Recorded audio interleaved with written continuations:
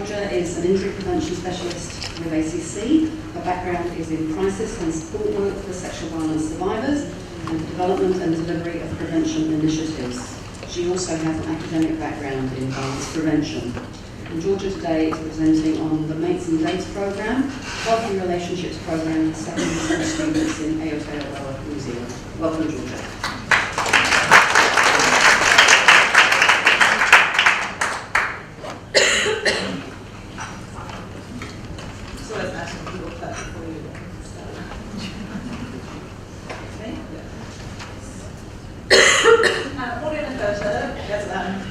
For this wonderful introduction. My name is Georgia. I work at ACC as an injury prevention specialist. And to start with, I'll just sort of give a little bit of a context of what that actually means.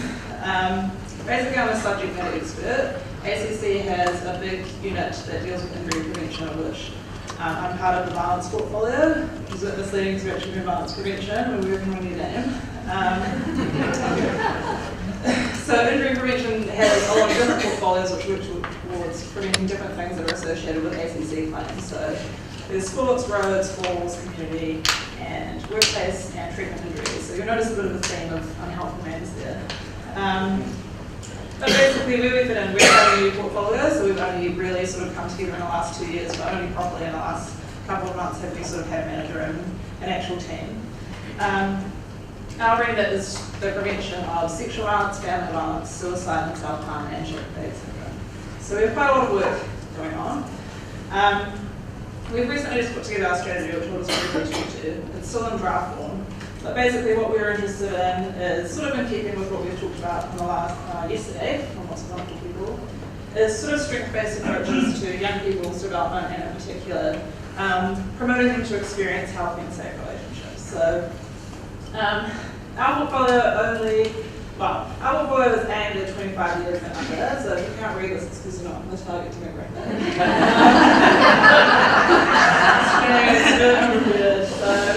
So basically, what we're interested in is strength-based approaches to support young people. So we're looking, this is very high level, but basically what we're looking for is partnerships. So we're aware that we can't do all of that ourselves. We've got a huge remit of things that need to be done across the entire country. We know that you guys have lots of things that you're already doing that are great, or initiatives or ideas that you already have that we can build upon or help to co-design. So basically, this is a little bit of a sales pitch. If you're interested in working with ACC around some of these things, you have initiatives, programs, activities, or ideas of things that would sort of work broadly to this strategy. So, and it's strength-based approaches for young people to enhance their safe relationships. Get in touch with us because we're really interested in sort of investing in things that already exist rather than reinventing the wheel. So with that in mind, if you want to ask questions or talk to me later, feel free, but feel free to get in contact directly with ACC if you like. But anyway, so I'll start to talk to you about Mates and Dates, which is what I'm actually going to talk to you about. So Mates and Dates is our Healthy Relationships program, which is based on, which is set in secondary schools. So I was lucky enough last year to come to ACC to help develop this program. The sort of broader context of that was, this was sort of post-Ghostbusters. ACC has a long history, which probably most of you all know, in terms of supporting the recovery and care of sexual abuse survivors through sensitive claims, which has recently been revamped to a new system. Basically, the minister said, ACC has this sort of we're doing prevention, care and recovery. You've got the care and recovery side for sensitive claims survivors. So what are you doing in prevention? And they said, nothing quite yet, but we will make it happen. So basically, within a year, we developed and piloted Mates and Dates. So it all happened very quickly, which is, I hear, quite unusual for government. So what Mates and Dates is a program which is aimed at decreasing sexual and dating violence through teaching and sort of building on young people's skills for healthy relationships. So we're looking, sort of in keeping with what we talked about yesterday as well, young people want to know about not the biological, physical things about sexual relationships particularly, but the emotional things. We did a lot of focus grouping. They want to know how to break up with people. They want to know how to talk to people without looking like a freak. They want to know all those things about getting together with people, having relationships and maintaining relationships. So basically that's what Mates and Dates is about. But also with a little bit of a focus on particularly sexual consent which was something that a lot of the focus group research said that they weren't quite sure what that was or how to utilise it, particularly on sexual relationships. So I've passed out a couple of workbooks, and if some people that haven't could circulate them, it'll give you a little bit of an idea of what some of the material are.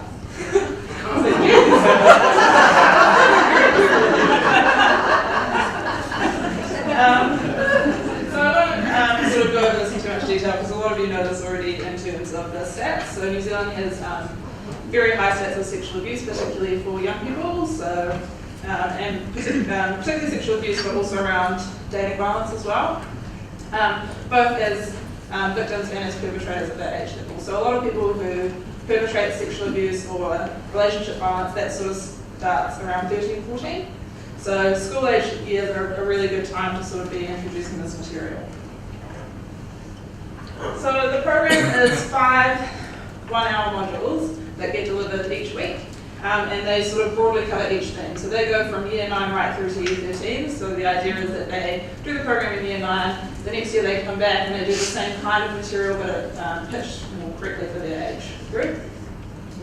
So they cover healthy relationships, skills and consent, identity, gender and sexuality, when things go wrong, which is around dating violence, and keeping safe together. So looking at how to support their friends and how to intervene in situations that might be starting to look or are actually unsafe.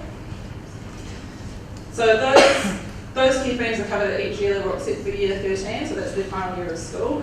In that year, they're given time and support to create their own dating and sexual violence resources, which then get circulated around the school. So they can come up with whatever they want, so they do raps, poetry, music, posters, plays, anything that they want, they sort of showcase that to the school. And hopefully, as we move sort of out of pilot stage, we'll be able to have a hub where we collect all those resources and share them around so that basically with the idea that young people know best what's going to work for them. And so we'll be able to utilise what they've come up with to share with other young people. So the objectives of the program. So basically the program is based on the belief that most young people have healthy relationships and operate in healthy and respectful ways most of the time, and all of them are able to. So we're basically just building off and sort of working to maintain the healthy relationship skills that they already have and to share them with one another. Because we know that sort of, particularly in teenage years, they're more interested in what their peers think than what any of us may think. So it's about letting each other know what they think is healthy relationships and how to do that. Looking at bystander intervention skills also helps seeking for themselves and for their friends if they're causing or experiencing dating violence. And also, so if they've experienced something, because we know, again, that young people have a deep distrust of disclosing sexual abuse or dating violence to adults because they're not sure about how confidential they'll be, that they're not sure if they'll be in control of what happens after their custody. So supporting them to support their friends because they're most likely to tell their friends.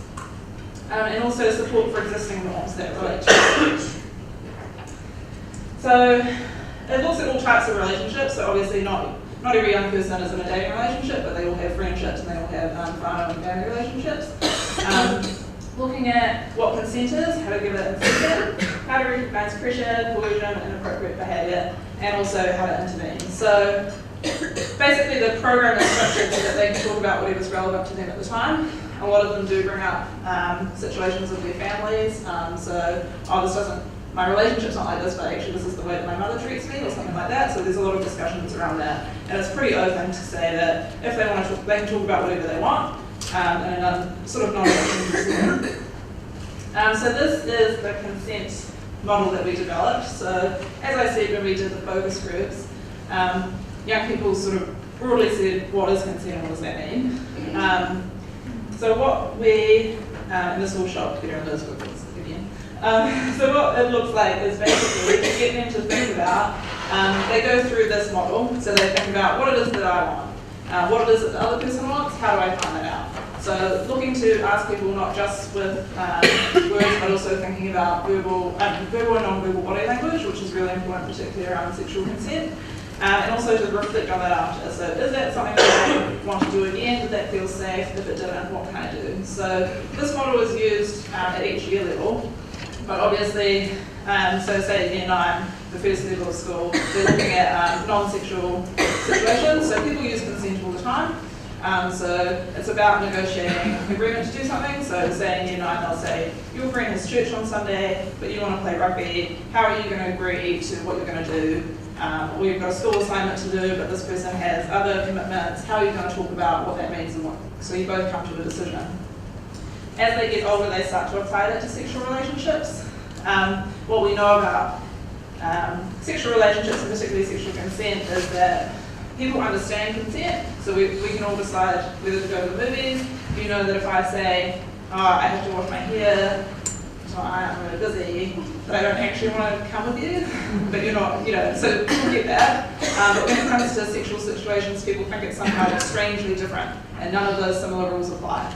So basically what we're trying to reinforce is that you can already do this, you already negotiate consent with your friends and dating relationships or family with other sort of situations. So the exact same things apply when it comes to sexual consent. So we piloted the program last year in 8 schools. So we had an RFPs for people to come to us. So we contract with providers who are predominantly not-for-profit organisations who put forward facilitators to deliver the program to schools. So we had schools right from Northland down to Dunedin, so that we could have a good spread of different sort of demographics, age range, things like that, single sex versus co-ed schools, to see how the materials worked in different areas. So it was delivered to around 1,800 students, and we had 14 facilitators. So they deliver in co-facilitation pairs, so 2 people at a time, male and female, which we've recently changed to, as long as it's 2 people of different genders, then that's fine. And that was independently evaluated. So we contracted an independent evaluation company to look at the pilot results for us. So evaluation was conducted at all of the pilot schools. We asked the schools not to select young people to participate because it's not like it's a primary prevention program for it, so it's very round, but they did that to varying degrees. So I think one class had 2 young people in it, which was really unfair for them and probably really confusing why they were there.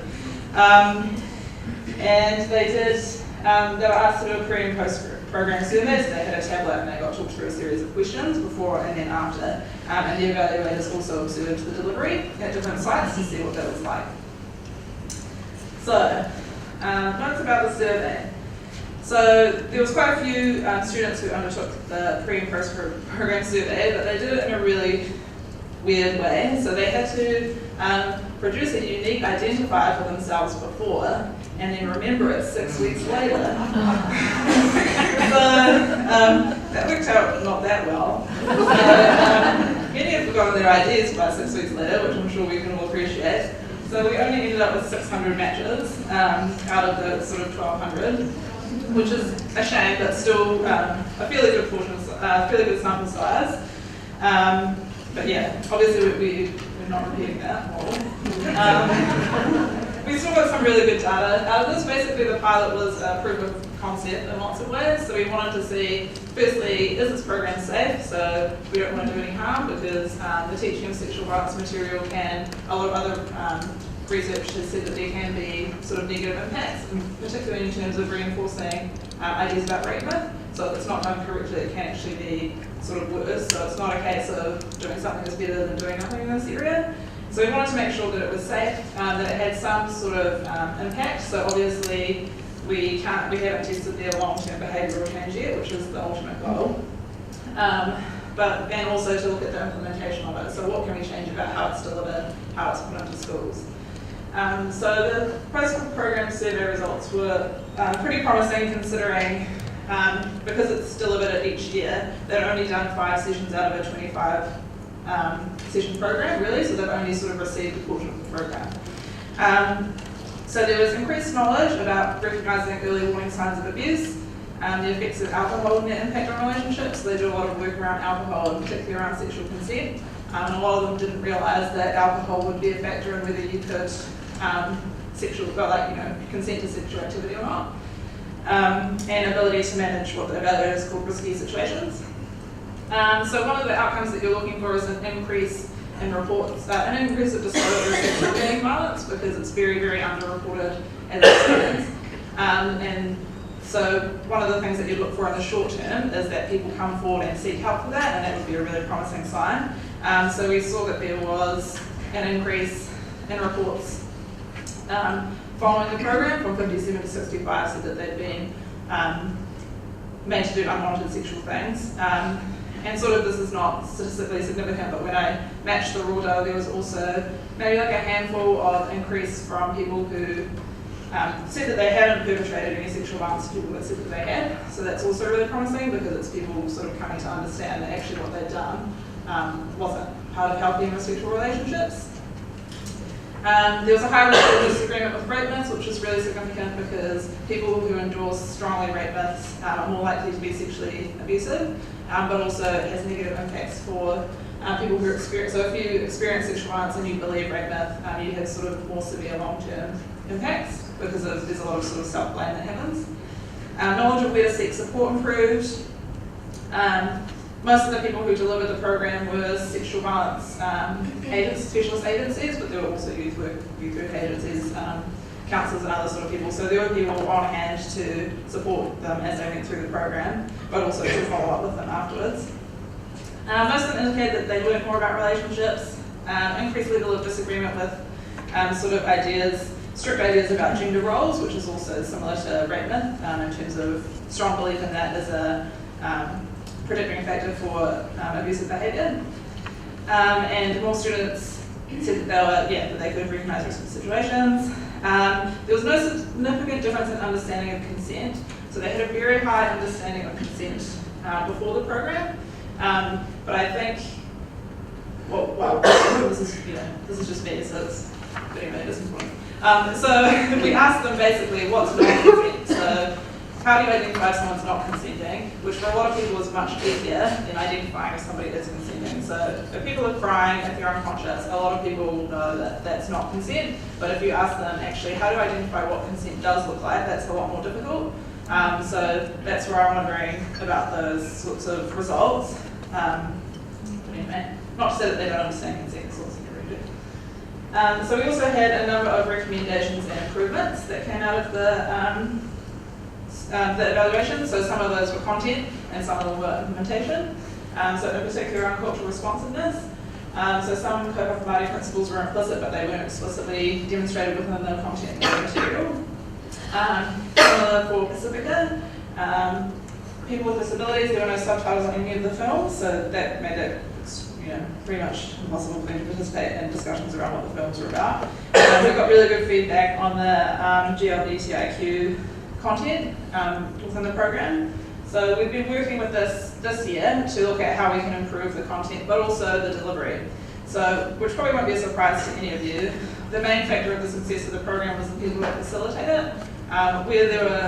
We asked them to rate the facilitation. Where that was higher, there was better uptake of the content of the program. So lots of these things are brought through by the people that facilitate it in terms of making sure that they engage with the group that's in front of them and what they need.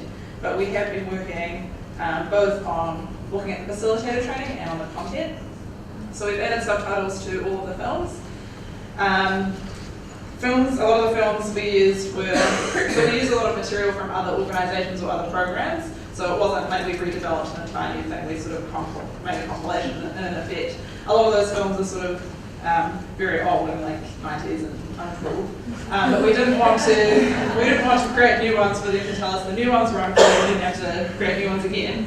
So we have created new ones to reflect and a lot of them are American or Australian, so we've created a whole lot of new ones to reflect the New Zealand context. So sort of, a bit of demographic and more sort of New Zealand language and look and feel, which have been really well received. So they keep asking me when I go to observe when the next instalment is. There isn't one, but maybe there's a web series in that. They care a lot about the environment, so we replaced they had worksheets for the pilot, but now they've got workbooks because they didn't like that we were destroying the planet, which is, really good feedback. There was some concern, particularly from teachers who were sort of witnessing the program delivery, that the role players weren't appropriate. So we've reviewed all of them, but we also had about a 30 people advisory group on the program. So we've reviewed it, we've peer reviewed it, and all of those things have been declared safe. And also we replaced a lot of the worksheet-based activities with discussions or interactive activities because the literacy levels in different schools, some the schools have young people with quite low literacy levels, they don't like to write things down.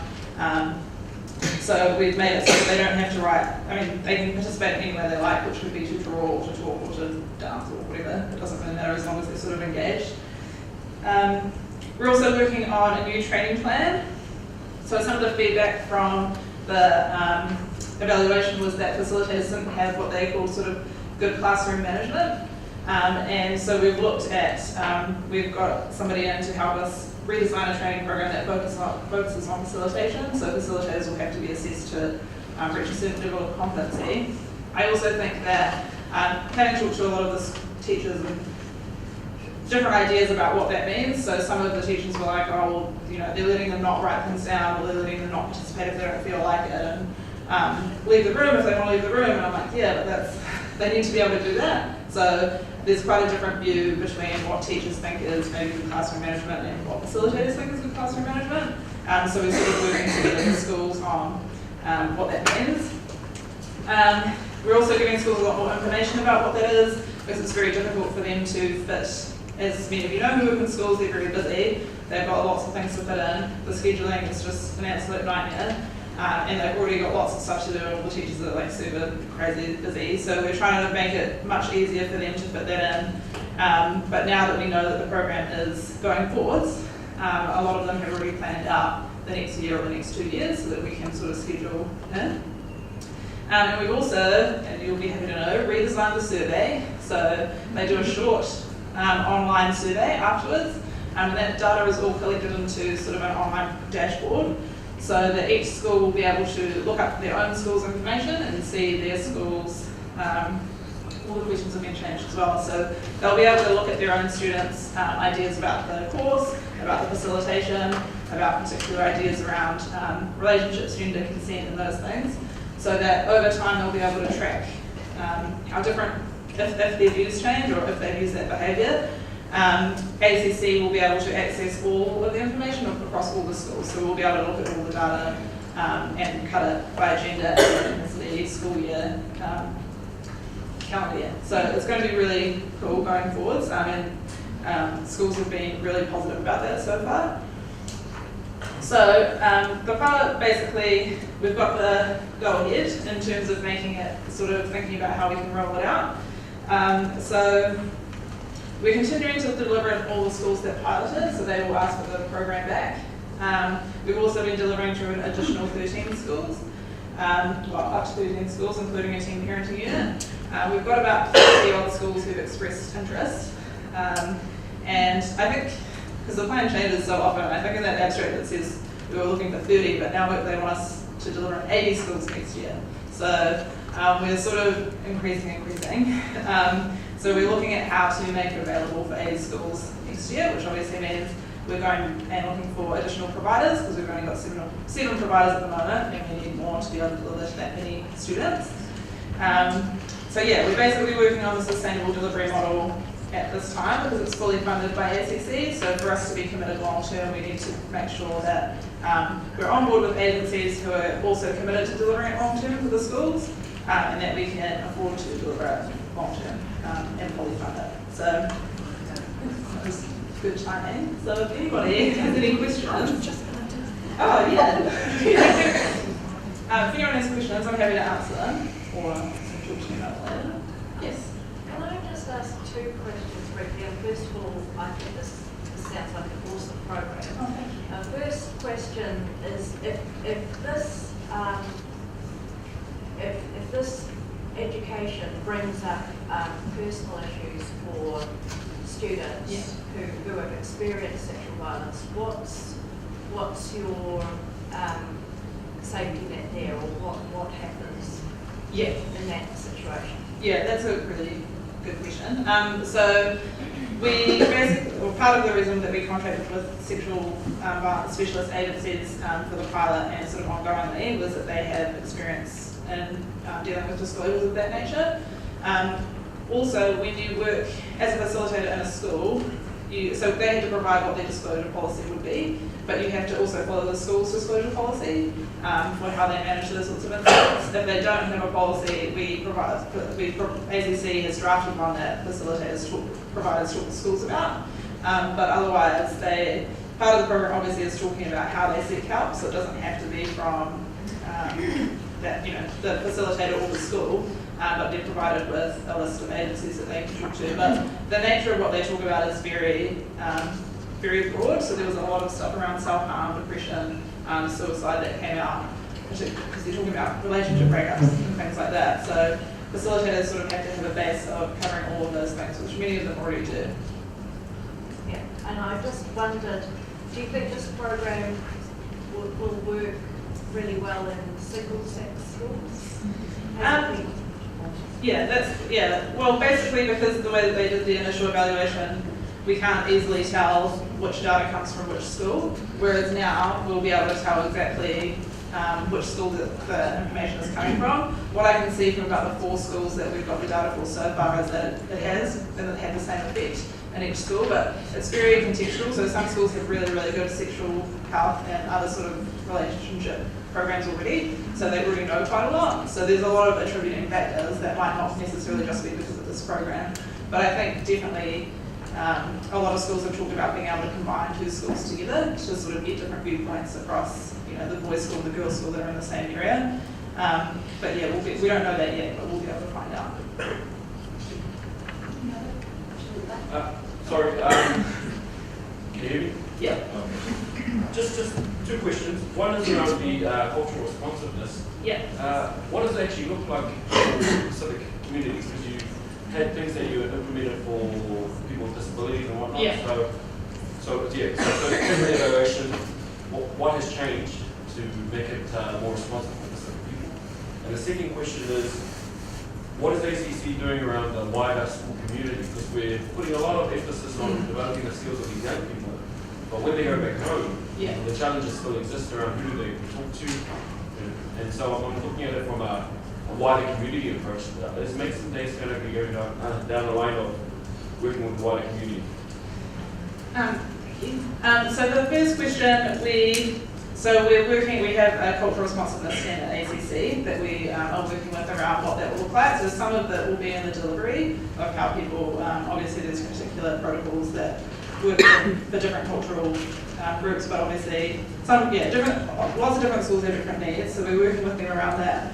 Also with other groups, other ministries. So Ministry for Women have done a lot of work around violence prevention with different Pacific communities, as well as the Ministry for Pacific years. So we are looking at all of that, but we also welcome, as I said before, if you have any ideas about what that would look like, to let me know, because we're always willing to learn those things. In terms of working in this sort of broader school, as we sort of talked about yesterday, that's proven very challenging. So we have had some stuff around parents, how to communicate with parents, and that needs to be different, obviously, at every school. So information evenings are very poorly attended, generally, but there are resources that we have for parents, and there is a model for a sort of holistic structure to go with the school to look at how they implement things throughout the year, and what their policies and procedures and how they communicate with parents. But all of those things need to be worked on and also thought about how we implement them, because it's schools, they don't have to do any of what we're asking them to, basically. So but any ideas? I'm sure Georgia will be available for more Oh, yes. questions. Sorry. No, you're not. No, that's good. Yeah.